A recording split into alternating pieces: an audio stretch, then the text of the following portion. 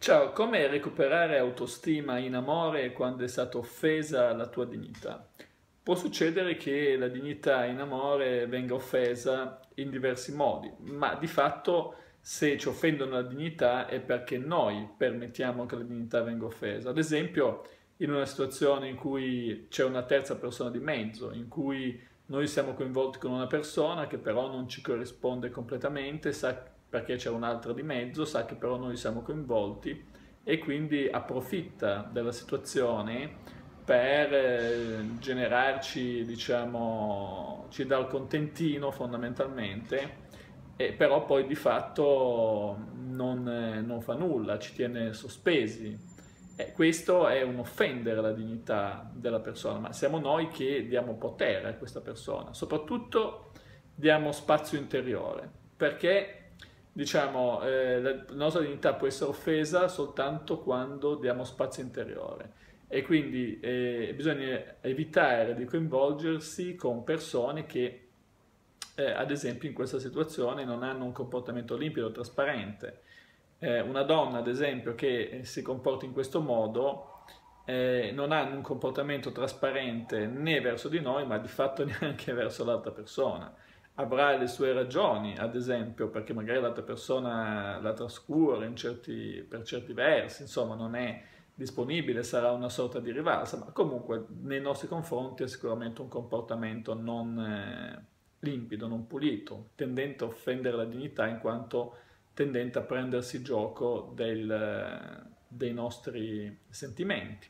E allora, qual è il modo migliore, diciamo? Allora, se uno non fosse coinvolto, avrebbe due possibilità. O dice mi vivo la relazione, nel senso quando è e quando non è, chi se ne fotte e me ne vedo degli altri, quindi faccio delle altre cose. Oppure, diciamo, sarebbe quella di chiudere, dire sai che c'è, restate con lui o vate a cercare un'altra amante, ma non stare a rompere i coglioni a me. Però questo possiamo farlo soltanto se non siamo coinvolti. E quindi se noi mettiamo in atto un comportamento del genere, diciamo così, quando siamo coinvolti ci metteremo contro la nostra istanza emotiva e quindi la nostra dignità verrà offesa ancora di più perché tutto questo ci legherà ancora di più a quella persona. Quindi noi dobbiamo agire in modo tale che eventualmente sia questa persona, lei, a dirci non ti voglio più, perché così naturalmente si innescano dei meccanismi di difesa. Se siamo noi a prendere questa decisione, tendiamo a vivere il senso di colpa e questo ci coinvolge ancora di più con questa persona. E quindi diciamo qual è il miglior modo di agire? Beh, intanto cercare, diciamo, darsi una motivazione. La motivazione migliore quale può essere? Ti rendo pan per focaccia. Cioè, ok, io adesso sono coinvolto, ma siccome le cose cambiano nella vita, è possibile che ti coinvolga tu. E allora dovrò coinvolgerti, e vedremo come fare, al punto tale da farti lasciare l'altra persona e quando sono sicuro che l'hai lasciata, che non c'è più niente e sei coinvolta con me, ti lascio pure io. Questo è, diciamo, la motivazione. La motivazione è quella, quindi mi devo dare l'obiettivo di farti innamorare per poi chiuderti. E ti chiuderò quando sei innamorata, non prima. E avrò la conferma che sei innamorata quando per me avrai lasciato definitivamente l'altro. E allora è lì che ti chiudo.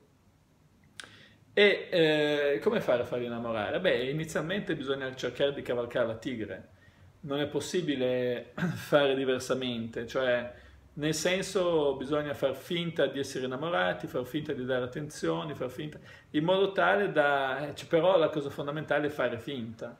Cioè, quindi il primo passo fondamentale è decoinvolgersi, perlomeno un po', non cavalcare, non opporsi alla compulsione, ad esempio, di cercare l'altra persona, di dare dei segnali, però fare queste emozioni, diciamo, dedicarle a noi stessi. Ora io mi becco questa emozione del fatto che magari so che è con l'altro, so che con l'altra ci soffro e questa emozione la uso per me però, per appagare deliberatamente la mia parte emotiva, in modo tale che piano piano avviene un decoinvolgimento.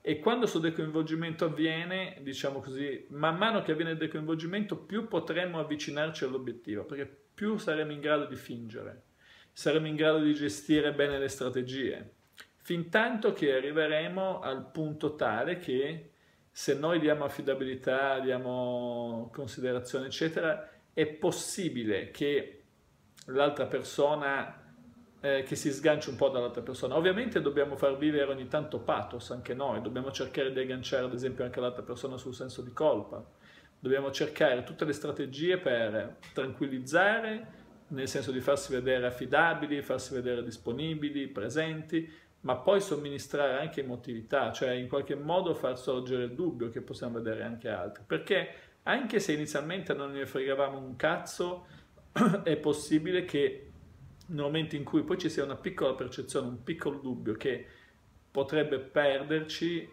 se dall'altra parte le cose poi non vanno così bene, questo è, se dall'altra parte poi le cose andassero bene, amen, ma se dall'altra parte le cose non andassero così bene, è possibile che avvenga lo sgancio.